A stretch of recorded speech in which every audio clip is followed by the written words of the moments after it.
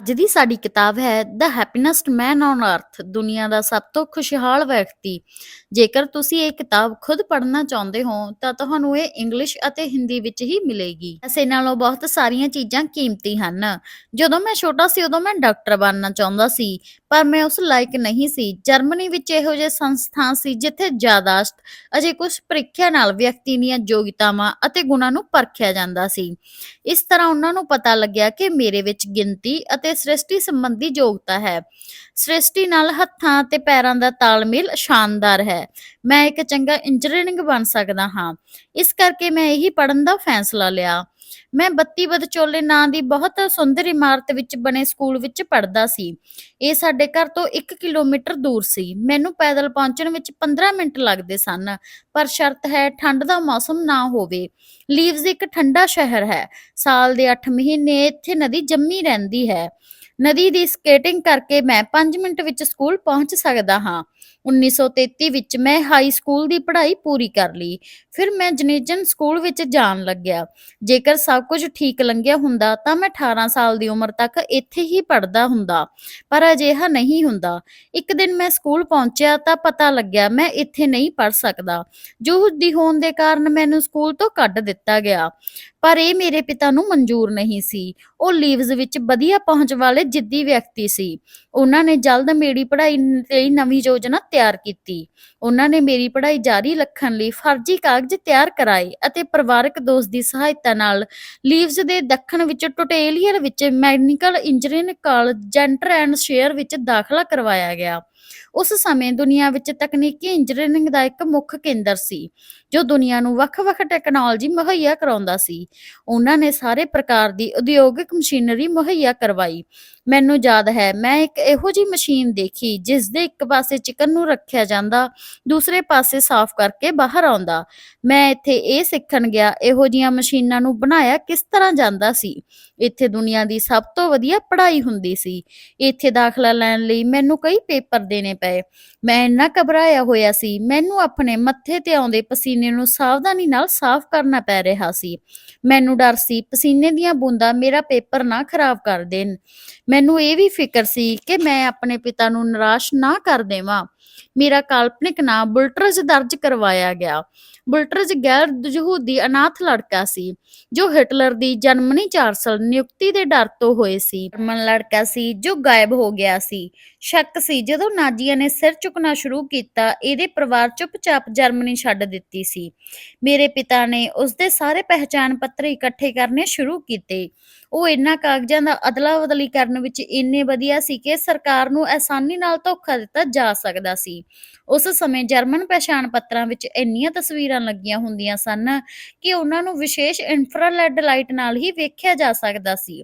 ਜਾਲਸਾਜ਼ੀ ਬਹੁਤ ਵਧੀਆ ਤਰੀਕੇ ਨਾਲ ਕਰੀ ਜਾ ਰਹੀ ਸੀ, ਪਰ ਮੇਰੇ ਪਿਤਾ ਦਾ ਟਾਈਪਰਾਈਟਰ ਵਿੱਚ ਮਾਹਿਰ ਹੋਣਾ, ਉਹਨਾਂ ਦੇ ਕੋਲ ਸਹੀ ਉਪਕਰਨ ਅਤੇ ਇਸ ਦੇ ਸੰਬੰਧੀ ਪੂਰੀ ਜਾਣਕਾਰੀ ਸੀ। ਨਵੇਂ ਦਸਤਾਵੇਜ਼ ਨਾਲ ਮੈਂ ਇੱਕ ਨਵਾਂ ਜੀਵਨ ਸ਼ੁਰੂ ਕਰ ਸਕਦਾ ਸੀ ਅਤੇ ਉਸ ਸਕੂਲ ਵਿੱਚ ਜਗ੍ਹਾ ਬਣਾ ਸਕਦਾ ਸੀ ਜਿੱਥੇ ਮੈਡੀਕਲ ਦੀ ਪੜ੍ਹਾਈ ਡਿਗਰੀ ਪ੍ਰਾਪਤ ਕਰਨੀ ਸੀ। ਲੀਵਜ਼ ਤੋਂ ਸਕੂਲ ਪਹੁੰਚਣ ਵਿੱਚ ਟ੍ਰੇਨ ਰਾਹੀਂ 9 ਘੰਟੇ ਦਾ ਸਮਾਂ ਲੱਗਦਾ ਸੀ। ਮੈਂ ਆਪਣਾ ਧਿਆਨ ਰੱਖਣਾ ਸੀ। ਮੈਂ ਆਪਣੇ ਕੱਪੜੇ ਅਤੇ ਪੜ੍ਹਾਈ ਵੀ ਦੇਖਣੀ ਸੀ ਅਤੇ ਹਰ ਹਾਲ ਵਿੱਚ ਆਪਣਾ ਰਾਜ ਲੁਕੋਈ ਰੱਖਣਾ ਸੀ। ਮੈਂ ਹਰ ਰੋਜ਼ ਸਕੂਲ ਜਾਂਦਾ ਸੀ ਅਤੇ ਰਾਤ ਨੂੰ ਕੋਲ ਦੇ ਅਨਾਥ ਆਸ਼ਰਮ ਵਿੱਚ ਆਪਣੀ ਉਮਰ ਤੋਂ ਵੱਡੇ ਲੜਕਿਆਂ ਨਾਲ ਸੌਂਦਾ ਸੀ। ਆਪਣੀ ਇੰਟਰਨਸ਼ਿਪ ਦੇ ਬਦਲੇ ਮੈਨੂੰ ਥੋੜ੍ਹਾ ਜਿਹਾ ਵਜ਼ੀਫਾ ਮਿਲਿਆ, ਜਿਸ ਨਾਲ ਮੈਂ ਆਪਣੇ ਕੱਪੜੇ ਅਤੇ ਜ਼ਰੂਰੀ ਸਮਾਨ ਖਰੀਦ ਸਕਦਾ। ਉਲਟਰਜ ਬਣ ਕੇ ਜੀਵਨ ਜਿਉਣਾ ਸੀ। ਮੈਂ ਵਾਸਤਵ ਵਿੱਚ ਕੌਣ ਹਾਂ ਇਹ ਕਿਸੇ ਨੂੰ ਵੀ ਨਹੀਂ ਕਹਿ ਸਕਦਾ ਸੀ, ਕਿਸੇ ਤੇ ਭਰੋਸਾ ਨਹੀਂ ਸੀ ਕਰ ਸਕਦਾ। ਇਸ ਕਰਨ ਦਾ ਮਤਲਬ ਸੀ ਯਹੂਦੀ ਦੇ ਰੂਪ ਵਿੱਚ ਆਪਣੀ ਪਹਿਚਾਣ ਜ਼ਾਹਿਰ ਕਰਨਾ ਅਤੇ ਆਪਣੇ ਆਪ ਨੂੰ ਖਤਰੇ ਵਿੱਚ ਪਾਉਣਾ। ਟਾਇਲਟ ਅਤੇ ਇਸ਼ਨਾਨ ਘਰ ਵਿੱਚ ਵੀ ਆਪਣਾ ਖਾਸ ਧਿਆਨ ਰੱਖਣਾ ਪੈਂਦਾ ਸੀ, ਕਿਉਂਕਿ ਮੇਰੇ ਖਤਨੇ ਦੇ ਬਾਰੇ ਸਾਥੀਆਂ ਨੂੰ ਪਤਾ ਲੱਗਣ ਦਾ ਮਤਲਬ ਉੱਥੋਂ ਮੇਰੀ ਛੁੱਟੀ। ਖਤਨਾ ਮਤਲਬ ਤੁਸੀਂ ਗੂਗਲ ਤੇ ਸਰਚ ਕਰ ਸਕਦੇ ਹੋ। ਇਹ ਮੁਸਲਮਾਨ ਅਤੇ ਯਹੂਦੀਆਂ ਦੀ ਪਰੰਪਰਾ ਸੀ। ਘਰ ਤੇ ਕਦੀ ਹੀ ਸੰਪਰਕ ਹੁੰਦਾ ਸੀ। ਚਿੱਠੀ ਲਿਖਣਾ ਸੁਰੱਖਿਅਤ ਨਹੀਂ ਸੀ। ਟੈਲੀਫੋਨ ਕਰਨ ਲਈ ਬੇਸਮੈਂਟ ਵਿੱਚ ਬਣੇ ਡਿਪਾਰਟਮੈਂਟ ਸਟੋਰ ਤੱਕ ਜਾਣਾ ਪੈਣਾ ਸੀ। ਕੋਈ ਪਿੱਛਾ ਨਾ ਕਰ ਸਕੇ, ਇਸ ਕਰਕੇ ਲੰਬਾ ਅਤੇ ਟੇਢਾ ਰਸਤਾ ਲੈਣਾ ਪੈਂਦਾ ਸੀ। ਮੈਂ ਮੇਰੇ ਪਰਿਵਾਰ ਨਾਲ ਬਹੁਤ ਟਾਈਮ ਬਾਅਦ ਗੱਲ ਕਰਦਾ ਸੀ। ਮੈਨੂੰ ਇਸ ਗੱਲ ਦਾ ਬਹੁਤ ਦੁੱਖ ਹੁੰਦਾ ਸੀ। ਇੱਕ ਨੌਜਵਾਨ ਦਾ ਇੰਨੇ ਟਾਈਮ ਬਾਅਦ ਗੱਲ ਕਰਨ ਦਾ ਦੁੱਖ ਨਹੀਂ ਦੱਸ ਸਕਦਾ। ਮੈਂ ਇਸ ਨਾਲ ਆਪਣੀ ਪੜ੍ਹਾਈ ਨੂੰ ਬਚਾ ਸਕਦਾ ਸੀ। ਉਹ ਮੇਰਾ ਭਵਿੱਖ ਨੂੰ ਬਣਾ ਸਕਦਾ ਸੀ, ਜਿਸ ਦਾ ਸੁਪਨਾ ਮੇਰੇ ਪਿਤਾ ਜੀ ਨੇ ਦੇਖਿਆ ਸੀ। ਪਰਿਵਾਰ ਤੋਂ ਦੂਰ ਰਹਿਣਾ ਜਿੰਨਾ ਔਖਾ ਸੀ, ਓਨਾ ਔਖਾ ਉਹਨਾਂ ਨੂੰ ਨਿਰਾਸ਼ ਕਰਨਾ ਸੀ। ਮੈਂ ਆਪਣੇ ਪਿਤਾ ਨੂੰ ਦੱਸਿਆ ਕਿ ਮੈਂ ਉਹਨਾਂ ਬਿਨਾਂ ਕਿੰਨਾ ਇਕੱਲਾ ਹਾਂ। ਉਹਨਾਂ ਨੇ ਮੈਨੂੰ ਮਜ਼ਬੂਤ ਰਹਿਣ ਦੀਆਂ ਗੱਲਾਂ ਦੱਸੀਆਂ। ਉਹ ਮੈਨੂੰ ਕਹਿੰਦੇ, "ਐਡੀ, ਮੈਂ ਜਾਣਦਾ ਹਾਂ ਇਹ ਕਿੰਨਾ ਕਠਿਨ ਹੈ, ਪਰ ਇੱਕ ਦਿਨ ਤੂੰ ਮੇਰਾ ਧੰਨਵਾਦ ਕਰੇਂਗਾ।" ਮੈਨੂੰ ਬਾਅਦ ਵਿੱਚ ਪਤਾ ਲੱਗਿਆ ਕਿ ਉਹ ਫ਼ੋਨ ਉੱਪਰ ਤਾਂ ਕਠੋਰ ਹੋ ਕੇ ਗੱਲ ਕਰਦੇ ਸੀ, ਪਰ ਫ਼ੋਨ ਰੱਖਦੇ ਹੀ ਬੱਚਿਆਂ ਦੀ ਤਰ੍ਹਾਂ ਰੋਣ ਲੱਗ ਜਾਂਦੇ ਸੀ। ਮੈਨੂੰ ਹਿੰਮਤ ਦੇਣ ਲਈ ਬਹਾਦਰੀ ਦਾ ਚਿਹਰਾ ਧਾਰ ਲੈਂਦੇ ਸੀ। ਉਹ ਸਹੀ ਸੀ। ਸਕੂਲ ਵਿੱਚ ਮੈਂ ਜੋ ਵੀ ਸਿੱਖਿਆ, ਉਸ ਦੇ ਬਿਨਾਂ ਮੈਂ ਭਵਿੱਖ ਵਿੱਚ ਜਿੰਦਾ ਨਹੀਂ ਰਹਿ ਸਕਦਾ ਸੀ। ਸਾਲ ਗੁਜ਼ਰ ਗਏ। ਅਥੱਕ ਕੰਮ ਅਤੇ ਇਕੱਲੇ ਰਹਿਣ ਦੇ ਮੈਨੂੰ ਨਹੀਂ ਲੱਗਦਾ ਮੈਂ ਤੁਹਾਨੂੰ ਕੁਝ ਸਮਝਾ ਸਕਦਾ ਹਾਂ। ਜੋ ਤੁਸੀਂ ਨਹੀਂ ਜਾਣ ਸਕਦੇ, ਉਸਦੇ ਹੋਣ ਦਾ ਦਿਖਾਵਾ 13.5 ਸਾਲ ਦੀ ਉਮਰ ਤੋਂ ਲੈ ਕੇ 18 ਸਾਲ ਦੀ ਉਮਰ ਤੱਕ ਕਰਨਾ ਬਹੁਤ ਮੁਸ਼ਕਿਲ ਹੁੰਦਾ ਹੈ। ਉਸ ਰਾਜ ਨੂੰ ਇੰਨੇ ਲੰਮੇ ਸਮੇਂ ਤੱਕ ਲੰਘਾਉਣਾ ਬਹੁਤ ਮੁਸ਼ਕਿਲ ਅਤੇ ਭਿਆਨਕ ਬੋਝ ਸੀ। ਇੱਕ ਅਜਿਹਾ ਪਲ ਨਹੀਂ ਲੰਘਿਆ ਜਦੋਂ ਮੈਂ ਆਪਣੇ ਪਰਿਵਾਰ ਨੂੰ ਯਾਦ ਨਾ ਕੀਤਾ ਹੋਵੇ, ਪਰ ਮੈਂ ਸਮਝ ਗਿਆ ਸੀ ਕਿ ਮੇਰੀ ਪੜ੍ਹਾਈ ਬਹੁਤ ਮਹੱਤਵਪੂਰਨ ਹੈ। ਇਹੀ ਮੇਰੇ ਨਾਲ ਰਹਿਣ ਵਾਲੀ ਹੈ। ਇੰਨੇ ਸਮੇਂ ਤੱਕ ਪਰਿਵਾਰ ਤੋਂ ਦੂਰ ਰਹਿਣਾ ਬਹੁਤ ਮੁਸ਼ਕਿਲ ਸੀ। ਮੈਨੂੰ ਜੋ ਵੀ ਸਿੱਖਿਆ ਮਿਲੀ, ਉਸ ਤੋਂ ਮੈਂ ਬਹੁਤ ਕੁਝ ਸਿੱਖਿਆ। ਮੈਨੂੰ ਇੰਪਰੈਟਰਸ਼ਿਪ ਦੇ ਆਖਰੀ ਦਿਨਾਂ ਵਿੱਚ ਐਕਸ-ਰੇ ਬਣਾਉਣ ਵਾਲੀ ਬਹੁਤ ਵਧੀਆ ਕੰਪਨੀ ਵਿੱਚ ਕੰਮ ਕੀਤਾ। ਆਪਣੀ ਪੜ੍ਹਾਈ ਦੀ ਤਕਨੀਕੀ ਪੱਖ ਦੇ ਇਲਾਵਾ ਮੈਨੂੰ ਇਹ ਸਾਬਤ ਕਰਨ ਦੀ ਉਮੀਦ ਵੀ ਕੀਤੀ ਗਈ ਕਿ ਮੈਂ ਆਪਣੇ ਨਵੇਂ ਪੈਸੇ ਵਿੱਚ ਕੜੀ ਮਿਹਨਤ ਅਤੇ ਸਮਰੱਥਾ ਨਾਲ ਕੰਮ ਕਰ ਸਕਦਾ ਹਾਂ। ਉੱਥੇ ਮੈਂ ਪੂਰਾ ਦਿਨ ਕੰਮ ਕਰਦਾ ਸੀ, ਰਾਤ ਨੂੰ ਸਕੂਲ ਜਾਂਦਾ ਸੀ। ਬੁੱਧਵਾਰ ਇੱਕ ਅਜਿਹਾ ਦਿਨ ਸੀ, ਉਸ ਦਿਨ ਮੈਂ ਕੰਮ ਤੇ ਨਹੀਂ ਸੀ ਕਰਦਾ, ਸਾਰਾ ਦਿਨ ਪੜ੍ਹਾਈ ਕਰ ਸਕਦਾ ਸੀ। ਮੇਰੇ ਇਕੱਲੇਪਨ ਦੇ ਕਾਰਨ ਮੈਨੂੰ ਮੇਰੀ ਪੜ੍ਹਾਈ ਨਾਲ ਬਹੁਤ ਪਿਆਰ ਸੀ। ਜੋ ਅਧਿਆਪਕ ਮੈਨੂੰ ਪੜ੍ਹਾਉਂਦੇ ਸੀ, ਸਭ ਤੋਂ ਵਧੀਆ ਸੀ ਆਪਣੇ ਕਿੱਤੇ ਵਿੱਚ। ਉਹ ਆਪਣੇ ਉਪਕਰਨ ਚੱਕ ਲੈਂਦੇ ਤਾਂ ਕੁਝ ਵੀ ਬਣਾ ਸਕਦੇ ਸੀ। ਤਕਨੀਕ ਦੇ ਮਾਮਲੇ ਵਿੱਚ ਛੋਟੇ ਗੈਰੇਜ ਤੋਂ ਲੈ ਕੇ ਵੱਡੀ ਮਸ਼ੀਨ, ਮੈਨੂੰ ਸਭ ਕੁਝ ਚਮਤਕਾਰ ਜਿਹਾ ਲੱਗਦਾ। ਤਕਨੀਕ ਅਤੇ ਉਦਯੋਗਿਕ ਕ੍ਰਾਂਤੀ ਦੇ ਮਾਮਲੇ ਵਿੱਚ ਜਰਮਨੀ ਦੁਨੀਆ ਵਿੱਚ ਸਭ ਤੋਂ ਅੱਗੇ ਸੀ, ਜਿਨ੍ਹਾਂ ਦੇ ਲੱਖਾਂ ਲੋਕਾਂ ਦੀ ਗੁਣਵੱਤਾ ਨੂੰ ਵਧਾਉਣ ਦਾ ਵਾਅਦਾ ਕੀਤਾ ਸੀ, ਜੋ ਮੈਂ ਕਾਫੀ ਹੱਦ ਤੱਕ ਅੱਗੇ ਸੀ। 1938 ਵਿੱਚ ਮੇਰੇ 18ਵੇਂ ਜਨਮ ਦਿਨ ਤੋਂ ਠੀਕ ਬਾਅਦ ਆਖਰੀ ਪ੍ਰੀਖਿਆ ਦਿੱਤੀ। ਮੈਨੂੰ ਆਪਣੇ ਸਕੂਲ ਦੇ ਟਾਪ ਇੰਸਪੈਕਟਰ ਵਿੱਚ ਚੁਣਿਆ ਗਿਆ ਅਤੇ ਯੂਨੀਅਨ ਵਿੱਚ ਸ਼ਾਮਲ ਹੋਣ ਲਈ ਕਿਹਾ ਗਿਆ। ਉਸ ਸਮੇਂ ਜਰਮਨੀ ਵਿੱਚ ਯੂਨੀਅਨਾਂ ਅੱਜ ਦੇ ਆਧੁਨਿਕ ਯੁੱਗ ਵਰਗੀਆਂ ਨਹੀਂ ਸੀ। ਉਹਨਾਂ ਦਾ ਕੰਮਕਾਰ ਦੀ ਪ੍ਰਤੀਕਿਰਿਆ ਅਤੇ ਤੁਸੀਂ ਕਿੰਨਾ ਕਮਾ ਰਹੇ ਹੋ, ਇਸ ਗੱਲਬਾਤ ਨਾਲ ਕੋਈ ਸੰਬੰਧ ਨਹੀਂ ਸੀ ਹੁੰਦਾ। ਉਹਨਾਂ ਦਾ ਮਤਲਬ ਸੀ ਤੁਸੀਂ ਇੱਕ ਪ੍ਰੈਕਟੀਕਲ ਦੇ ਰੂਪ ਵਿੱਚ ਕੀ ਕਰ ਸਕਦੇ ਹੋ। ਉਹਨਾਂ ਦਿਨਾਂ ਵਿੱਚ ਤੁਹਾਨੂੰ ਤਾਂ ਹੀ ਬੁਲਾਇਆ ਜਾਂਦਾ ਸੀ ਜਦੋਂ ਤੁਸੀਂ ਅਸਲੀਅਤ ਵਿੱਚ ਕੁਸ਼ਲ ਪੇਸ਼ੇਵਰ ਹੋ ਅਤੇ ਆਪਣੇ ਵਪਾਰ ਵਿੱਚ ਟੌਪ ਤੇ ਹੋ। ਇਹ ਵਧੀਆ ਵਿਦਵਾਨਾਂ ਦੇ ਇਕੱਠ ਹੋਣ, ਵਿਗਿਆਨ ਦੇ ਉਦਯੋਗਾਂ ਨੂੰ ਵਧਾਉਣ ਲਈ ਅਤੇ ਸਹਿਯੋਗ ਕਰਨ ਦਾ ਸਥਾਨ ਸੀ। ਯੂਨੀਅਨ ਵਿੱਚ ਵਰਗ ਅਤੇ ਉਦਯੋਗਿਕ ਵਿੱਚ ਧਿਆਨ ਦੇਣ ਦੀ ਬਜਾਏ ਕੰਮ ਨੂੰ ਮਹੱਤਵ ਦਿੱਤਾ ਜਾਂਦਾ ਸੀ। ਇੰਨੀ ਛੋਟੀ ਉਮਰ ਵਿੱਚ ਯੂਨੀਅਨ ਵਿੱਚ ਸ਼ਾਮਲ ਹੋਣਾ ਮੇਰੇ ਲਈ ਬਹੁਤ ਵੱਡੇ ਸਨਮਾਨ ਦੀ ਗੱਲ ਸੀ। ਸਨਮਾਨ ਪ੍ਰੋਗਰਾਮ ਵਿੱਚ ਮੈਨੂੰ ਸਭ ਦੇ ਸਾਹਮਣੇ ਪ੍ਰੋਸੀਜਰ ਇੰਜੀਨੀਅਰ ਯੂਨੀਅਨ ਦੇ ਮਾਸਟਰ ਦੇ ਹੱਥੋਂ ਸਨਮਾਨ ਲੈਣ ਲਈ ਬੁਲਾਇਆ ਗਿਆ, ਜੋ ਸ਼ਾਨਦਾਰ ਨੀਲੇ ਰੰਗ ਦਾ ਲੈਸ ਲੱਗਿਆ ਹੋਇਆ ਲਿਬਾਸ ਪਹਿਨ ਕੇ ਖੜੇ ਸੀ। ਮਾਸਟਰ ਨੇ ਘੋਸ਼ਣਾ ਕੀਤੀ, "ਅੱਜ ਅਸੀਂ ਐਂਟਰਪ੍ਰਾਈਜ਼ ਬੁਲਟਰਜ਼ ਨੂੰ ਜਰਮਨੀ ਦੇ ਸਭ ਤੋਂ ਵਧੀਆ ਯੂਨੀਅਨਾਂ ਵਿੱਚ ਸ਼ਾਮਲ ਕਰਦੇ ਹਾਂ।" ਮੈਂ ਰੋਣ ਲੱਗ ਗਿਆ। ਮਾਸਟਰ ਨੇ ਮੈਨੂੰ ਕਿਹਾ, "ਇਹ ਤੇਰਾ ਵਧੀਆ ਦਿਨਾਂ ਵਿੱਚੋਂ ਇੱਕ ਹੈ, ਤੈਨੂੰ ਤਾਂ ਮਾਣ ਹੋਣਾ ਚਾਹੀਦਾ।" ਪਰ ਮੈਨੂੰ ਦੁੱਖ ਹੋ ਰਿਹਾ ਸੀ। ਮੈਨੂੰ ਦੇਖਣ ਲਈ ਮੇਰੇ ਮਾਤਾ-ਪਿਤਾ ਮੌਜੂਦ ਨਹੀਂ ਸੀ। ਮੈਂ ਆਪਣੀ ਉਪਲਬਧੀ ਉਹਨਾਂ ਨੂੰ ਦਿਖਾਉਣਾ ਚਾਹੁੰਦਾ ਸੀ। ਮੈਂ ਇਹ ਵੀ ਚਾਹੁੰਦਾ ਸੀ ਮੇਰੇ ਮਾਸਟਰ ਇਹ ਸਮਝ ਸਕਣ ਕਿ ਮੈਂ ਗਰੀਬ ਅਨਾਥ ਬੁਲਟਰਜ਼ ਨਹੀਂ, ਬਲਕਿ ਐਡੀ ਸੀ, ਜਿਸ ਦਾ ਆਪਣਾ ਪਰਿਵਾਰ, ਜੋ ਉਸ ਨੂੰ ਬਹੁਤ ਚਾਹੁੰਦਾ ਸੀ। ਪਰਿਵਾਰ ਤੋਂ ਦੂਰ ਰਹਿਣਾ ਬਹੁਤ ਔਖਾ ਲੱਗਦਾ ਸੀ। ਉਹਨਾਂ ਸਾਲਾਂ ਵਿੱਚ ਜੋ ਗਿਆਨ ਇਕੱਠਾ ਕੀਤਾ, ਉਸ ਨੂੰ ਸਾਂਭ ਕੇ ਰੱਖਿਆ ਹੈ। ਮੈਨੂੰ ਆਪਣੇ ਪਰਿਵਾਰ ਤੋਂ ਦੂਰ ਰਹੇ ਸਾਲ ਲਈ ਹਮੇਸ਼ਾ ਪਛਤਾਵਾ ਰਹੂਗਾ। ਸੱਚਮੁੱਚ ਮੇਰੇ ਪਿਤਾ ਬੁੱਧੀਮਾਨ ਸੀ। ਉਹਨਾਂ ਨੇ ਮੈਨੂੰ ਦੱਸਿਆ, ਜੀਵਨ ਕਿਸੇ ਬੈਂਕ ਖਾਤੇ ਤੋਂ ਜ਼ਿਆਦਾ ਜ਼ਰੂਰੀ ਹੈ। ਇਸ ਦੁਨੀਆ ਵਿੱਚ ਬਹੁਤ ਚੀਜ਼ਾਂ ਅਜਿਹੀਆਂ ਹਨ ਜੋ ਤੁਸੀਂ ਕਿਸੇ ਵੀ ਕੀਮਤ ਤੇ ਨਹੀਂ ਖਰੀਦ ਸਕਦੇ। ਕੁਝ ਚੀਜ਼ਾਂ ਇੰਨੀਆਂ ਕੀਮਤੀ ਹਨ ਕਿ ਜਿਨ੍ਹਾਂ ਦੀ ਕੀਮਤ ਦਾ ਅੰਦਾਜ਼ਾ ਵੀ ਨਹੀਂ ਲਗਾਇਆ ਜਾ ਸਕਦਾ। ਸਭ ਤੋਂ ਪਹਿਲਾ ਪਰਿਵਾਰ, ਦੂਸਰਾ ਸਥਾਨ ਤੇ ਪਰਿਵਾਰ, ਆਖਰੀ ਸਥਾਨ ਤੇ ਵੀ ਪਰਿਵਾਰ। ਚੋਰੀ ਨਫ਼ਰਤ ਵਿੱਚ ਬਦਲ ਸਕਦੀ ਹੈ। ਮੈਂ 9 ਨਵੰਬਰ 1938 ਨੂੰ ਜੂਆ ਜੀਵਨ ਦੀ ਸਭ ਤੋਂ ਵੱਡੀ ਗਲਤੀ ਕੀਤੀ। ਗ੍ਰੈਜੂਏਸ਼ਨ ਹੋਣ ਤੋਂ ਬਾਅਦ ਮੈਂ ਸਫਾਈ ਉਪਕਰਨ ਬਣਾਉਣ ਦੀ ਨੌਕਰੀ ਸ਼ੁਰੂ ਕਰ ਦਿੱਤੀ ਅਤੇ ਕਈ ਮਹੀਨਿਆਂ ਤੱਕ ਟੁਟਲਿੰਕਨ ਵਿੱਚ ਰਿਹਾ। ਮੇਰੇ ਮਾਤਾ-ਪਿਤਾ ਦੇ ਵਿਆਹ ਦੀ 20ਵੀਂ ਸਾਲਗਿਰਾ ਸੀ। ਇਸ ਮੌਕੇ ਤੇ ਮੈਂ ਉਹਨਾਂ ਕੋਲ ਪਹੁੰਚ ਕੇ ਸਰਪ੍ਰਾਈਜ਼ ਦੇਣਾ ਚਾਹੁੰਦਾ ਸੀ। ਮੈਂ ਟਿਕਟ ਖਰੀਦ ਕੇ ਅਤੇ 9 ਘੰਟਿਆਂ ਦੀ ਉਸ ਯਾਤਰਾ ਤੇ ਨਿਕਲ ਗਿਆ ਜਿੱਥੇ ਮੇਰਾ ਜਨਮ ਹੋਇਆ ਸੀ। ਖਿੜਕੀ ਦੇ ਬਾਹਰ ਜੰਗਲ ਖੇਤ ਗੁਜ਼ਰ ਕੇ ਦਿਖਾਈ ਦੇ ਰਹੇ ਸਨ। ਸਕੂਲ ਵਿੱਚ ਮੈਨੂੰ ਰੇਡੀਓ ਜਾਂ ਅਖਬਾਰ ਨਹੀਂ ਮਿਲਦਾ ਸੀ। ਜਿਸ ਦੇਸ਼ ਨਾਲ ਮੈਂ ਪਿਆਰ ਕਰਦਾ ਸੀ, ਮੈਨੂੰ ਉੱਥੇ ਚੱਲ ਰਹੇ ਘਟਨਾਕ੍ਰਮ ਜਾਂ ਯਹੂਦੀਆਂ ਦੇ ਵਿਰੁੱਧ ਵਿੱਚ ਉੱਠੇ ਤੂਫਾਨ ਦੀ ਜਾਣਕਾਰੀ ਨਹੀਂ ਸੀ। ਮੈਂ ਘਰ ਪਹੁੰਚਿਆ ਤਾਂ ਉੱਥੇ ਹਨੇਰਾ ਛਾਇਆ ਹੋਇਆ ਸੀ। ਘਰ ਨੂੰ ਤਾਲਾ ਲੱਗਿਆ ਹੋਇਆ ਸੀ। ਮੇਰਾ ਪਰਿਵਾਰ ਗਾਇਬ ਸੀ। ਮੈਨੂੰ ਨਹੀਂ ਪਤਾ ਸੀ ਉਹ ਕਿਸ ਭਰੋਸੇ ਜਾ ਕੇ ਲੁਕ ਗਏ ਸੀ। ਮੈਂ ਬਹੁਤ ਦੇਰ ਤੋਂ ਸੁਰੱਖਿਅਤ ਹਾਂ। ਮੇਰੇ ਕੋਲ ਘਰ ਦੀਆਂ ਚਾਬੀਆਂ ਸੀ, ਨਹੀਂ ਮੈਨੂੰ ਰਾਤ ਨੂੰ ਗਟਰ ਵਿੱਚ ਸੌਣਾ ਪੈਂਦਾ। ਮੈਂ ਘਰ ਦਾ ਦਰਵਾਜ਼ਾ ਖੋਲ੍ਹਿਆ ਤਾਂ ਮੈਨੂੰ ਆਪਣੇ ਆਪ ਟੈਕਸ ਲੂਟੋ ਦਿਖਾਈ ਦਿੱਤਾ। ਉਹ ਤੁਰੰਤ ਉਛਲ ਗਈ। ਮੇਰੇ ਪੈਰ ਚੱਟਣ ਲੱਗੀ। ਉਹ ਖੁਸ਼ ਸੀ ਅਤੇ ਮੈਂ ਵੀ। ਮੈਨੂੰ ਪਰਿਵਾਰ ਦੀ ਚਿੰਤਾ ਹੋ ਰਹੀ ਸੀ। ਉਹ ਅੱਧੀ ਰਾਤ ਨੂੰ ਕਿੱਥੇ ਗਏ, ਪਰ ਸੋਚ ਵਿਚਾਰ ਦਾ ਕੋਈ ਅਰਥ ਨਹੀਂ ਸੀ। ਮੈਂ ਥੱਕਿਆ ਹੋਇਆ ਸੀ ਅਤੇ ਬਚਪਨ ਦੇ ਬਿਸਤਰੇ ਨੂੰ 5 ਸਾਲ ਬਾਅਦ ਦੇਖ ਰਿਹਾ ਸੀ। ਮੈਨੂੰ ਨਹੀਂ ਸੀ ਲੱਗਦਾ ਇੱਥੇ ਮੇਰੇ ਨਾਲ ਕੁਝ ਬੁਰਾ ਹੋ ਸਕਦਾ। ਸੜਕ ਤੋਂ ਆਉਂਦੀਆਂ ਆਵਾਜ਼ਾਂ ਸੁਣਦਾ ਹੈ। ਬਿਸਤਰ ਤੇ ਪਿਆ ਰਿਹਾ। ਸ਼ਹਿਰ ਵਿੱਚ ਕੀ ਚੱਲ ਰਿਹਾ ਸੀ? ਪੂਜਾ ਦੇ ਘਰ ਵਿੱਚ ਲੱਗੀ ਅੱਗ ਬਾਰੇ ਮੈਨੂੰ ਕੁਝ ਨਹੀਂ ਸੀ ਪਤਾ। ਥੱਕ ਕੇ ਮੈਂ ਸੌਂ ਗਿਆ। ਸਵੇਰੇ 5 ਵਜੇ ਦਰਵਾਜ਼ੇ ਨੂੰ ਜ਼ੋਰ ਨਾਲ ਖੜਕਾਉਣ ਨਾਲ ਮੇਰੀ ਨੀਂਦ ਖੁੱਲ੍ਹ ਗਈ। 10 ਨਾਜ਼ੀ ਦਰਵਾਜ਼ਾ ਤੋੜ ਕੇ ਅੰਦਰ ਆ ਗਏ। ਉਹਨਾਂ ਨੇ ਮੈਨੂੰ ਬਿਸਤਰੇ 'ਚੋਂ ਖਿੱਚਿਆ। ਮੈਂ ਕਸਮ ਨਾਲ ਕਹਿ ਰਿਹਾ ਹਾਂ, ਉਹਨਾਂ ਨੇ ਮੈਨੂੰ ਮਰਦੇ ਦਮ ਤੱਕ ਕੁੱਟਿਆ। ਮੇਰਾ ਪਜਾਮਾ ਖੂਨ ਨਾਲ ਪੂਰਾ ਭਿੱਜ ਗਿਆ। ਉਹਨਾਂ ਵਿੱਚੋਂ ਇੱਕ ਨੇ ਮੇਰੀ ਕਮੀਜ਼ ਪਾੜੀ, ਮਸ਼ੀਨ ਕੱਢੀ ਅਤੇ ਮੇਰੀ ਬਾਂਹ ਤੇ ਨਿਸ਼ਾਨ ਬਣਾਉਣ ਲੱਗਿਆ। ਜਿਵੇਂ ਹੀ ਉਸਨੇ ਲਿਖਣਾ ਸ਼ੁਰੂ ਕੀਤਾ, ਮੇਰੇ ਛੋਟੇ ਜਿਹੇ ਕੁੱਤੇ ਨੇ ਉਹਦੇ ਉੱਪਰ ਹਮਲਾ ਕੀਤਾ। ਮੈਨੂੰ ਪਤਾ ਨਹੀਂ ਮੇਰੇ ਕੁੱਤੇ ਨੇ ਕੱਟਿਆ ਜਾਂ ਨਹੀਂ। ਉਹਨਾਂ ਨੇ ਮੈਨੂੰ ਤਾਂ ਛੱਡ ਦਿੱਤਾ, ਪਰ ਮੇਰੇ ਕੁੱਤੇ ਨੂੰ ਰਫਲ ਦੇ ਪਿਛਲੇ ਹਿੱਸੇ ਨਾਲ ਕੁੱਟ-ਕੁੱਟ ਕੇ ਮਾਰ ਦਿੱਤਾ।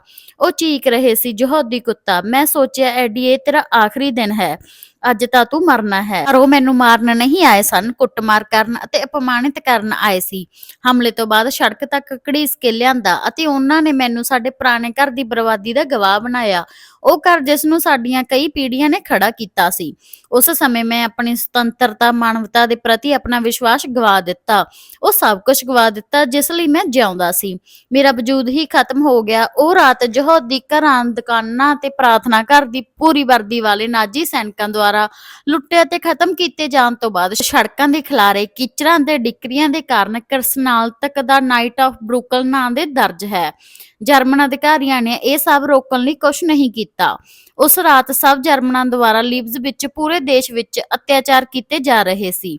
ਮੇਰੇ ਸ਼ਹਿਰ ਵਿੱਚ ਹਰ ਯਹੂਦੀ ਘਰ ਤੇ ਦੁਕਾਨ ਤਹਿਸ-ਨਹਿਸ ਕੀਤੇ ਜਾ ਰਹੇ ਸਨ। ਸਾਡੇ ਪ੍ਰਾਰਥਨਾ ਘਰਾਂ ਨੂੰ ਵੀ ਅੱਗ ਲਗਾ ਦਿੱਤੀ ਗਈ। ਲੋਕਾਂ ਨੂੰ ਵੀ ਨੁਕਸਾਨ ਪਹੁੰਚਾਇਆ ਗਿਆ। ਅਜਿਹਾ ਨਹੀਂ ਸੀ। ਨਾਜ਼ੀ ਸੈਨਿਕ ਅਤੇ ਫਾਸੀਵਾਦੀ ਲੁਟੇਰੇ ਹੀ ਸਾਡੇ ਵਿਰੁੱਧ ਖੜੇ ਸਨ। ਆਮ ਨਾਗਰਿਕ, ਮੇਰੇ ਜਨਮ ਤੋਂ ਪਹਿਲਾਂ ਦੇ ਮਿੱਤਰ ਅਤੇ ਪੜੋਸੀ ਵੀ ਇਹ ਮਾਰਕਟਾਈ ਵਿੱਚ ਸ਼ਾਮਲ ਹੋ ਗਏ ਸੀ। ਜਦੋਂ ਭੀੜ ਨੇ ਸਾਰੀ ਜਜਾਇਦ ਨੂੰ ਖਤਮ ਕਰ ਦਿੱਤਾ, ਪਰ ਉਹਨਾਂ ਯਹੂਦੀਆਂ ਨੂੰ ਘੇਰ ਕੇ ਉਸ ਨਦੀ ਵਿੱਚ ਸੁੱਟਣਾ ਸ਼ੁਰੂ ਕਰ ਦਿੱਤਾ ਜਿੱਥੇ ਮੈਂ ਬਚਪਨ ਵਿੱਚ ਸਕੇਟਿੰਗ ਕਰਦਾ ਹੁੰਦਾ ਸੀ। ਕਈ ਬੱਚਿਆਂ ਨੂੰ ਵੀ ਸੁੱਟਿਆ ਗਿਆ। ਨਦੀ ਵਿੱਚ ਬਰਫ਼ ਦੀ ਪਤਲੀ ਪਰਤ ਸੀ ਅਤੇ ਪਾਣੀ ਜੰਮਿਆ ਹੋਇਆ ਸੀ। ਜਿਨ੍ਹਾਂ ਆਦਮੀਆਂ ਔਰਤਾਂ ਨਾਲ ਵੱਡੀਆਂ ਹੋਈਆਂ ਸਨ, ਉਹ ਨਦੀ ਕਿਨਾਰੇ ਖੜੇ ਹੋ ਕੇ ਜੀਵਨ ਲਈ ਸੰਘਰਸ਼ ਕਰ ਰਹੇ ਸਨ। ਲੋਕਾਂ ਦਾ ਮਜ਼ਾਕ ਉਡਾ ਰਹੇ ਸਨ। ਉਹਨਾਂ ਉੱਪਰ ਥੁੱਕ ਸੁੱਟ ਰਹੇ ਸਨ। ਗੋਲੀ ਮਾਰ ਦਿਓ ਇਹਨਾਂ ਲੋਕਾਂ ਨੂੰ, ਉਹ ਚੀਕ ਰਹੇ ਸਨ। ਯਹੂਦੀ ਕੁੱਤਿਆਂ ਨੂੰ ਗੋਲੀ ਮਾਰੋ। ਮੇਰੇ ਜਰਮਨ ਦੋਸਤਾਂ ਨੂੰ ਕੀ ਹੋ ਗਿਆ ਸੀ? ਉਹ ਕਿਵੇਂ ਹਥਿਆਰੇ ਬਣ ਗਏ ਸਨ? ਕੋਈ ਮਿੱਤਰ ਤੋਂ ਦੁਸ਼ਮਣ ਕਿਵੇਂ ਬਣ ਸਕਦਾ ਹੈ? ਇੰਨੀ ਨਫ਼ਰਤ ਕਿਵੇਂ ਪੈਦਾ ਹੋ ਸਕਦੀ ਹੈ? ਉਹ ਜਰਮਨੀ ਕਿੱਥੇ ਸੀ ਜਿਸ ਦਾ ਹਿੱਸਾ ਬਣਨ ਵਿੱਚ ਮੈਨੂੰ ਬਹੁਤ ਮਾਣ ਸੀ? ਉਹ ਦੇਸ਼ ਕਿੱਥੇ ਮੈਂ ਜਿੱਥੇ ਪੈਦਾ ਹੋਇਆ ਸੀ? ਮੇਰੇ ਵੱਡੇ ਵਡੇਰਿਆਂ ਦਾ ਦੇਸ਼। ਇੱਕ ਦਿਨ ਪਹਿਲਾਂ ਸੀ ਦੋਸਤ, ਪੜੋਸੀ, ਸਹਿਕਰਮੀ ਸੀ। ਅਗਲੇ ਦਿਨ ਦੱਸਿਆ ਗਿਆ ਸੀ ਦੁਸ਼ਮਣ ਸੀ। ਜਦੋਂ ਮੈਂ ਉਹਨਾਂ ਜਰਮਨਾਂ ਬਾਰੇ ਸੋਚਦਾ ਹਾਂ ਜੋ ਸਾਨੂੰ ਦਰਦ ਦੇ ਕੇ ਖੁਸ਼ ਹੁੰਦੇ ਸਨ, ਮੈਂ ਉਹਨਾਂ ਨੂੰ ਪੁੱਛਣਾ ਚਾਹੁੰਦਾ ਹਾਂ, ਕੀ ਸਾਡੇ ਕੋਲ ਆਤਮਾ ਹੈ, ਦਿਲ ਹੈ ਜਾਂ ਨਹੀਂ ਹੈ? ਪਾਗਲਖਾਨਾ ਸੀ ਸਹੀ ਅਰਥਾਂ ਵਿੱਚ। ਸਾਰੇ ਲੋਕ ਸਹੀ ਗਲਤ ਵਿੱਚ ਫਰਕ ਕਰਨ ਦੀ ਯੋਗਤਾ ਗਵਾ ਚੁੱਕੇ ਸਨ। ਉਹਨਾਂ ਨੇ ਬਹੁਤ ਭੈੜੇ ਅਤਿਆਚਾਰ ਕੀਤੇ। ਇਸ ਤੋਂ ਵੀ ਬੁਰੀ ਗੱਲ, ਉਹਨਾਂ ਨੇ ਇਸ ਦਾ ਆਨੰਦ ਲਿਆ। ਉਹ ਸੋਚ ਰਹੇ ਸੀ ਅਸੀਂ ਸਹੀ ਕਰ ਰਹੇ ਹਾਂ। ਇੱਥੋਂ ਤੱਕ ਕਿ ਜੋ ਲੋਕ ਆਪਣੇ ਆਪ ਨੂੰ ਮੂਰਖ ਨਹੀਂ ਬਣਾ ਸਕੇ, ਅਸੀਂ ਯਹੂਦੀ ਉਹਨਾਂ ਦੇ ਦੁਸ਼ਮਣ ਸੀ। ਉਹਨਾਂ ਨੇ ਵੀ ਭੀੜ ਨੂੰ ਰੋਕਣ ਦੀ ਕੋਸ਼ਿਸ਼ ਨਹੀਂ ਕੀਤੀ। ਜੇਕਰ ਥੋੜੇ ਲੋਕ ਵੀ ਕਿਸਨਾਤਲਕ ਦੇ ਵਿਰੁੱਧ ਖੜੇ ਹੋ ਜਾਂਦੇ ਤਾਂ ਬੋਲਦੇ ਰੁਕ ਜਾਵੋ, ਬਹੁਤ ਹੋ ਗਿਆ, ਤੁਸੀਂ ਲੋਕ ਕੀ ਕਰ ਰਹੇ ਹੋ? ਅਖੀਰ ਸਾਨੂੰ ਕੀ ਹੋ ਗਿਆ ਹੈ? ਅੱਜ ਤਾਂ ਇਤਿਹਾਸ ਕੁਝ ਹੋਰ ਹੁੰਦਾ। ਪਰ ਉਹਨਾਂ ਨੇ ਅਜਿਹਾ ਨਹੀਂ ਕੀਤਾ। ਉਹ ਵੀ ਡਰੇ ਹੋਏ ਸੀ, ਕਮਜ਼ੋਰ ਸੀ, ਆਪਣੀ ਕਮਜ਼ੋਰੀ ਦੇ ਕਾਰਨ ਨਫ਼ਰਤ ਨੂੰ ਸਵੀਕਾਰ ਕਰ ਰਹੇ ਸਨ। ਜਦੋਂ ਉਹਨਾਂ ਨੇ ਮੈਨੂੰ ਆਪਣੇ ਸ਼ਹਿਰ ਤੋਂ ਦੂਰ ਲਿਜਾਣ ਲਈ ਇੱਕ ਟਰੱਕ ਚੜਾਇਆ, ਮੇਰੇ ਚਿਹਰੇ ਉੱਪਰ ਖੂਨ ਅਤੇ ਅੱਖਾਂ ਵਿੱਚ ਅੱਥਰੂ ਵਹਿ ਰਹੇ ਸਨ।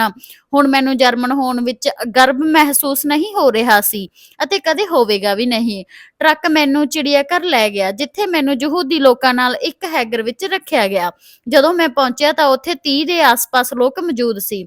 ਪੂਰੀ ਰਾਤ ਇਹ ਲੁਟੇਰੇ ਲੋਕਾਂ ਨੂੰ ਘੜੀਸ-ਘੜੀਸ ਕੇ ਲਿਆਉਂਦੇ ਰਹੇ। ਜਦੋਂ ਸਾਡੀ ਗਿਣਤੀ 150 ਹੋ ਗਈ ਤਾਂ ਸਾਨੂੰ ਦੂਸਰੇ ਟਰੱਕ ਵਿੱਚ ਲੱਦਿਆ ਗਿਆ। ਜਦੋਂ ਅਸੀਂ ਟਰੱਕ ਤੇ ਸਵਾਰ ਹੋ ਗਏ ਤਾਂ ਇੱਕ ਵਿਅਕਤੀ ਨੇ ਮੈਨੂੰ ਕਿਸਨਾਲਦਥ ਬਾਰੇ ਦੱਸਿਆ। ਲੁੱਟਮਾਰ ਅਤੇ ਪ੍ਰਾਰਥਨਾ ਘਰਾਂ ਨੂੰ ਅੱਗ ਲਾਉਣ ਦੀ ਜਾਣਕਾਰੀ ਦੇ ਦਿੱਤੀ ਗਈ। ਮੈਨੂੰ ਸਦਮਾ ਲੱਗਿਆ। ਮੈਂ ਆਪਣੇ ਪਰਿਵਾਰ ਦਾ ਵਿਚਾਰ ਕਰ ਡਰ ਗਿਆ। ਉਦੋਂ ਅਸੀਂ ਇਹ ਕਦੇ ਨਹੀਂ ਸੋਚਿਆ ਸੀ ਕਿ ਇਹ ਅਜੇ ਇੰਨੇ ਮਾੜੇ ਅਨੁਭਵ ਦੀ ਸ਼ੁਰੂਆਤ ਹੈ। ਟਰੱਕ ਦੇ ਸ਼ਹਿਰ ਵਿੱਚੋਂ ਨਿਕਲਦੇ ਅਜੇ ਹੋਰ ਵੀ ਬੁਰਾ ਹੋਣਾ ਸੀ। ਮੈਨੂੰ ਬੁਕਨਵਰ ਕੰਡਕਸ਼ਨ ਕੈਂਪ ਵਿੱਚ ਲਿਜਾਇਆ ਗਿਆ। ਨਾਜ਼ੀ ਲੁਟੇਰਿਆਂ ਨੇ ਮੈਨੂੰ ਬਹੁਤ ਬੁਰੀ ਤਰ੍ਹਾਂ ਕੁੱਟਿਆ ਸੀ। ਜਦੋਂ ਮੈਂ ਬੁਕਨਵਰ ਪਹੁੰਚਿਆ ਤਾਂ ਮੈਨੂੰ ਜ਼ਖਮੀ ਅਤੇ ਖੂਨ ਨਾਲ ਲੱਤ-ਪੱਤ ਦੇਖ ਉੱਥੋਂ ਦਾ ਕਮਾਂਡਰ ਘਬਰਾ ਗਿਆ। ਉਸਨੇ ਮੈਨੂੰ ਨੇੜੇ ਦੇ ਹਸਪਤਾਲ ਲਿਜਾਣ ਲਈ ਕਿਹਾ। ਉੱਥੇ ਮੈਨੂੰ 2 ਦਿਨਾਂ ਲਈ ਛੱਡਿਆ ਗਿਆ। ਕੋਈ ਨਿਗਰਾਨੀ ਨਹੀਂ ਸੀ, ਜਿੱਥੇ ਮੇਰੀ ਜਰਮਨ ਨਰਸਾਂ ਨੇ ਬਹੁਤ ਸੇਵਾ ਕੀਤੀ। ਮੇਰੇ ਜ਼ਖਮ ਠੀਕ ਹੋ ਗਏ। ਮੈਂ ਇੱਕ ਨਰਸ ਨੂੰ ਪੁੱਛਿਆ, ਕੀ ਹੋਵੇਗਾ ਜੇ ਮੈਂ ਇੱਥੋਂ ਭੱਜ ਜਾਵਾਂਗਾ? ਉਸਨੇ ਉਦਾਸ ਅੱਖਾਂ ਨਾਲ ਦੇਖਿਆ ਅਤੇ ਮੈਨੂੰ ਪੁੱਛਿਆ, ਤੇਰੇ ਮਾਤਾ-ਪਿਤਾ ਹੈ? ਬੇਸ਼ੱਕ, ਜੇਕਰ ਤੂੰ ਇੱਥੋਂ ਭੱਜ ਗਿਆ, ਤੇਰੇ ਭੱਜਣ ਦੇ 15 ਮਿੰਟਾਂ ਬਾਅਦ ਉਹਨਾਂ ਨੂੰ ਲੱਭ ਕੇ ਫਾਂਸੀ ਦੇ ਦਿੱਤੀ ਜਾਣੀ। ਇੰਨਾ ਸੁਣ ਕੇ ਮੈਂ ਭੱਜਣ ਦਾ ਪਲਾਨ ਕੈਂਸਲ ਕਰ ਦਿੱਤਾ। ਮੈਨੂੰ ਅੰਦਾਜ਼ਾ ਨਹੀਂ ਸੀ ਕਿ ਮੇਰੇ ਪਿਤਾ ਨਾਲ ਕੀ ਹੋਇਆ ਹੋਵੇਗਾ। ਕੀ ਉਹ ਨਾਜ਼ੀਆਂ ਦੇ ਪਹੁੰਚਣ ਤੋਂ ਪਹਿਲਾਂ ਹੀ ਲੀਵਜ਼ ਛੱਡ ਗਏ ਹੋਣਗੇ? ਆਪਣੇ ਰਿਸ਼ਤੇਦਾਰਾਂ ਦੋਸਤਾਂ ਨਾਲ ਸੁਰੱਖਿਅਤ ਸੀ ਜਾਂ ਨਾਜ਼ੀਆਂ ਨੇ ਉਹਨਾਂ ਨੂੰ ਪਕੜ ਲਿਆ ਸੀ? ਕੀ ਉਹਨਾਂ ਨੂੰ ਜਰਮਨੀ ਦੇ ਬਾਹਰ ਕਿਸੇ ਜੇਲ੍ਹ ਵਿੱਚ ਭੇਜ ਦਿੱਤਾ? ਮੈਨੂੰ ਕੁਝ ਵੀ ਨਹੀਂ ਪਤਾ ਸੀ। ਡਰ ਅਤੇ ਚਿੰਤਾ ਨੇ ਮੈਨੂੰ ਬੁਰੀ ਤਰ੍ਹਾਂ ਘੇਰ ਰੱਖਿਆ ਸੀ। ਜਦੋਂ ਮੈਂ ਠੀਕ ਹੋ ਗਿਆ, ਮੌਤ ਦਾ ਖਤਰਾ ਟਲ ਗਿਆ, ਤਾਂ ਹਸਪਤਾਲ ਵਾਲਿਆਂ ਨੇ ਵੈਨਕੂਵਰ ਕੈਂਪ ਵਿੱਚ ਸੂਚਨਾ ਦੇ ਦਿੱਤੀ ਅਤੇ ਨਾਜ਼ੀ ਗਾਰਡ ਮੈਨੂੰ ਲੈਣ ਆਇਆ। ਕੈਂਪ ਪਹੁੰਚਣ ਤੇ ਮੈਂ ਰਾਹਤ ਦਾ ਸਾਹ ਲਿਆ। ਮੈਨੂੰ ਗੱਲਬਾਤ ਕਰਨ ਦੀ ਸੁਵਿਧਾ ਦਿੱਤੀ ਗਈ। ਮੇਰੇ ਕੋਲ ਕਈ ਜਰਮਨ ਲੋਕ ਸੀ, ਜਿਨ੍ਹਾਂ ਵਿੱਚੋਂ ਜ਼ਿਆਦਾਤਰ ਲੋਕ ਮੱਧਮ ਵਰਗ ਅਤੇ ਪੇਸ਼ੇਵਰ ਲੋਕ ਸਨ। ਕੁਝ ਕੈਦੀਆਂ ਨਾਲ ਮੇਰੀ ਦੋਸਤੀ ਵੀ ਹੋ ਗਈ। ਮੇਰਾ ਸਭ ਤੋਂ ਵਧੀਆ ਦੋਸਤ ਬਰਲਿਨ ਨੌਜਵਾਨ ਯਹੂਦੀ ਕਟਹਰ ਸੈਟ ਸੀ, ਜਿਸ ਨੂੰ ਕ੍ਰਿਸਥਾਲਨਾਥ ਤੋਂ ਗ੍ਰਿਫਤਾਰ ਕੀਤਾ ਗਿਆ। ਇਹ ਸਭ ਦੇਖਦੇ ਹੋਏ ਮੈਨੂੰ ਇਸ ਤਰ੍ਹਾਂ ਲੱਗ ਰਿਹਾ ਸੀ ਮੈਂ ਇੰਨਾ ਗਲਤ ਹਾਂ। ਬੁਕਨਵਰ ਜਰਮਨੀ ਦੀਆਂ ਹੱਦਾਂ ਵਿੱਚ ਬਣਿਆ ਸਭ ਤੋਂ ਵੱਡਾ ਕੰਟਰੈਕਸ਼ਨ ਕੈਂਪ ਹੈ। ਇਹ ਆਸ-ਪਾਸ ਫੈਲੇ ਜੰਗਲ ਦੇ ਕਾਰਨ ਮਸ਼ਹੂਰ ਸੀ। ਹੁਣ ਅਤਿਆਚਾਰ ਸਹਾਰ ਰਹੇ ਕੈਦੀਆਂ ਦੀ ਚੀਖ ਪੁਕਾਰ ਸਿੰਗਿੰਗ ਫੋਰੈਸਟ ਦੇ ਰੂਪ ਵਿੱਚ ਜਾਣਿਆ ਜਾਂਦਾ ਸੀ। ਇੱਥੇ ਆਉਣ ਵਾਲਾ ਸਮਾਂ ਕਮਿਊਨਿਸਟਾਂ ਦਾ ਸੀ। ਨਾਜ਼ੀ 1937 ਵਿੱਚ ਲੈ ਕੇ ਆਏ। ਇਸ ਤੋਂ ਬਾਅਦ ਰਾਜਨੀਤਿਕ ਕੈਦੀਆਂ, ਮੁਸਲਮਾਨਾਂ, ਯਹੂਦੀਆਂ ਨੂੰ ਲੈ ਕੇ ਆਏ, ਜਿਨ੍ਹਾਂ ਨੂੰ ਨਾਜ਼ੀ ਇਨਸਾਨ ਨਹੀਂ ਸੀ ਸਮਝਦੇ। ਜਦੋਂ ਸਾਨੂੰ ਉੱਥੇ ਪਹੁੰਚਾਇਆ ਗਿਆ ਤਾਂ ਇੰਨੀ ਵੱਡੀ ਗਿਣਤੀ ਵਿੱਚ ਰੱਖਣ ਦੀ ਸਮਰੱਥਾ ਨਹੀਂ ਸੀ। ਨਾ ਉੱਥੇ ਰਹਿਣ ਲਈ ਜਗ੍ਹਾ ਸੀ, ਨਾ ਬੈਠਕਾਂ ਤਿਆਰ ਕੀਤੀਆਂ ਸੀ। ਇਸ ਕਰਕੇ ਸਾਨੂੰ ਇੱਕ ਵੱਡੇ ਟੈਂਕ ਵਿੱਚ ਠੋਸ ਦਿੱਤਾ ਗਿਆ। ਜਦੋਂ ਸਾਡੇ ਲਈ ਨਵੀਂ ਵਿਵਸਥਾ ਹੁੰਦੀ, ਅਸੀਂ ਉੱਥੇ ਹੀ ਸੌਂਦੇ। ਇੱਕ ਸਮੇਂ ਅਸੀਂ ਘੋੜੀਆਂ ਲਈ ਬਣੇ ਤਬੇਲੇ ਵਿੱਚ 1200 ਲੋਕਾਂ ਨੂੰ ਰੱਖਿਆ ਗਿਆ ਸੀ। ਇੱਕ ਮੰਜੇ ਦੇ ਮਤਲਬ 5 ਲੋਕ। ਅਸੀਂ ਇਸ ਤਰ੍ਹਾਂ ਸੌਂਦੇ ਸੀ ਜਿਵੇਂ ਬਹੁਤ ਸਾਰੀਆਂ ਮੱਛੀਆਂ ਨੂੰ ਇੱਕ ਕੈਨ ਵਿੱਚ ਰੱਖਿਆ ਜਾਂਦਾ ਹੈ।